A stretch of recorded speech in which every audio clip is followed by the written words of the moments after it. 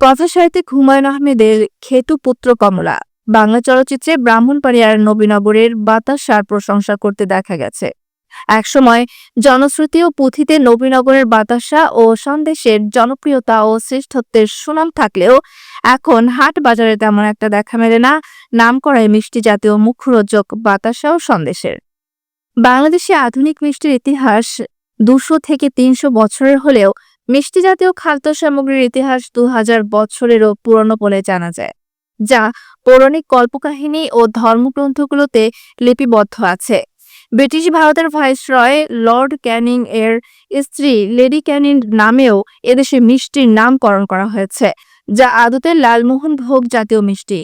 হিন্দুদের দেবতা শ্রীকৃষ্ণের প্রিয় খাবার ছিল মিষ্টি জাতীয় খাদ্য, বিশেষ করে দই, ক্ষীর, মাখন ও ঘি।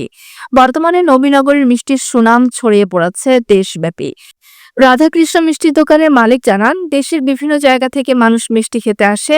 কেউ কেউ ১ থেকে ২০ কেজিও সঙ্গে করে নিয়ে যায় পরিবার ও আত্মীয় স্বজনদের জন্য। এটা দাদা আজকে ১২০ বছরের পুরানো দোকান। এটার মালিকের নাম আদি মালিকের নাম লেবা আওলাই, ওনার ছেলে সুধীর আওলাই, ওনার ছেলে সুখে খাওয়া করা গেছে, এখন মিন্টু বাবু চালাইতেছে।